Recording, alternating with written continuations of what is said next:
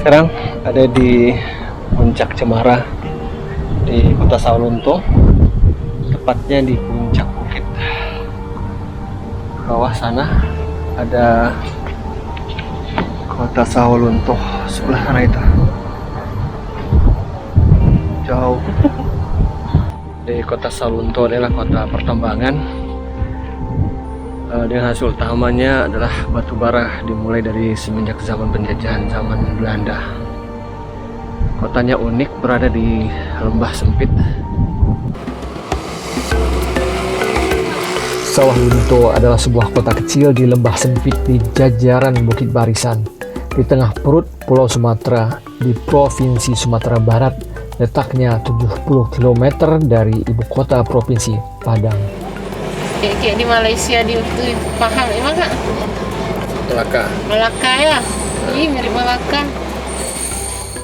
Kota ini sudah terkenal dari zaman Belanda karena disinilah tempatnya tambang batu bara yang menggoda Belanda datang bercokol lama dan bermukim di sini. Tambang batu bara di kota ini merupakan situs tambang batu bara tertua di Asia Tenggara dan satu-satunya tambang batu bara bawah tanah di Indonesia. Kita masuk ke Museum Tambang Mbah Suro.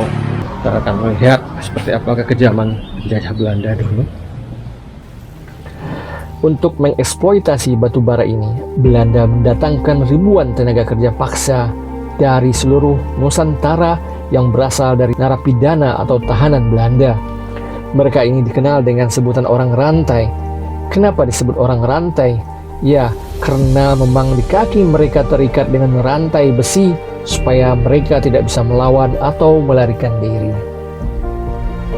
Orang rantai ini dipaksa bekerja untuk menambang batu bara.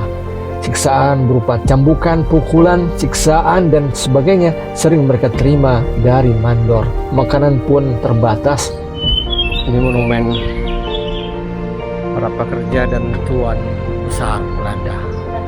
Karena kerasnya kerja dan siksaan, banyak orang rantai yang meninggal selama berlangsungnya kerja paksa ini. Kita sudah siap masuk ke tambang Mbah Suro. Kita masuk tambang. Bismillahirrahmanirrahim.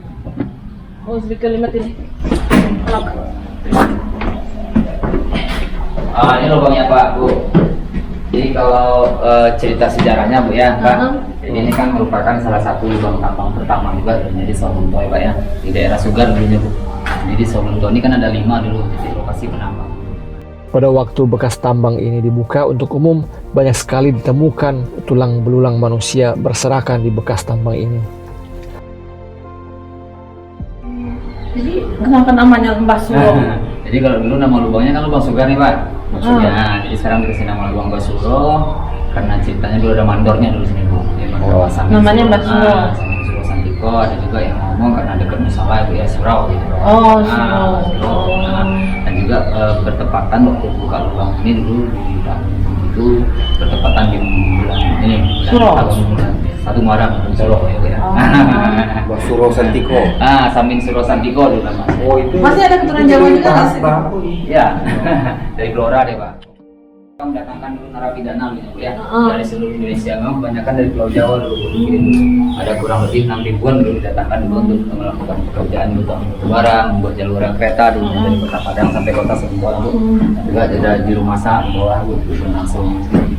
Kok Belanda udah tahu Mas tahun 18 ada tambang sini? Jadi Belanda Bu, di era itu mereka udah punya insinyur tambangnya Bu. Jadi ada tulisan air. Ada Bu, jadi kita dari bawah tanah Bu. Kurang lebih ini level 1, kurang lebih kedalaman 25 sampai 30 meter kalau sampai vertikal nih Bu. Kita ke dalam berapa meter? Ini tas di sini aja Bu. Ya. Ini ruang apa ini? Jadi ini Pak, ini kan ada cabang nih. Ini level 1, jadi kalau lubang tambang ini kan ada 6 level ke bawah tuh. Ada 6 kali lagi lah turunan ini. Nah itu baru yang kita bersihin dari bawah sama penyangga, nanti kita jadwal kan kita jadi pengurus kota juga Pak. Nah ini batu baranya Pak. Oh Oh ini batu baranya ini.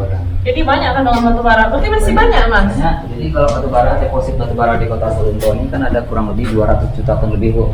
Jadi kalau kita hitung dari penambangan 1891 sampai 2004 terakhir ambilan ini, baru diambil 100 juta ton, Bu. Oh masih ada setengah lagi. Masih ada sekitar setengahnya lagi, masih ada sebenarnya. Cuman kalau pengambilan modelnya kayak ini nggak sesuai dengan biaya kosnya, ya.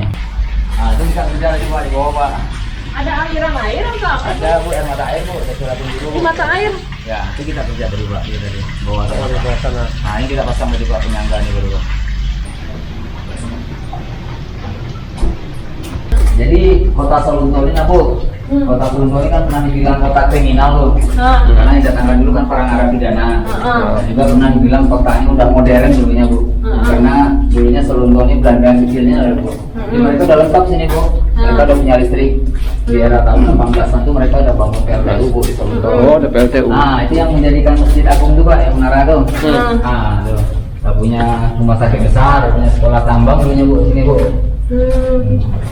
Ini, Pak, Bu, kalau untuk wisata lubang tambang Basuro ini kita kondisikan kan baru sampai sini dulu, 186 meter. Jadi ini kita tutup nih, Pak. Oke ini dulu ada lubang. Ada lubang nih, Pak. Ini kalau ceritanya kan tunggu sampai ke Masjid Agung tuh, Pak. Ini ditutup. Kalau minyak Ini- bisa aja ya, situ ya. Sebenarnya kita sampai ujung.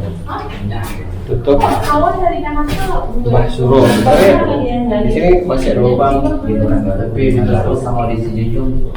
Iya sih jadi. Nah, kalau dari sumber itu, Bu, dari fondasinya, Bu, sama Enak. Batu baranya masih ada ini. Kalau jauh, kalau di Batu bara.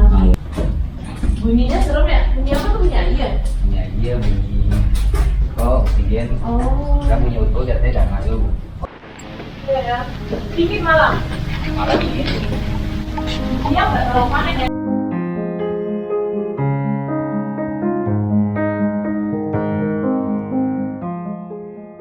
Sawah Lunto hari ini banyak meninggalkan kenangan pahit tentang kisah anak bangsa yang dipaksa bekerja dalam kekerasan dan kekejaman penjajah. Orang-orang yang dibawa paksa dari kampung halaman mereka lalu hilang di negeri jauh, atau kalaupun mereka bertahan hidup tak bisa pulang dan beranak keturunan di rantau jauh.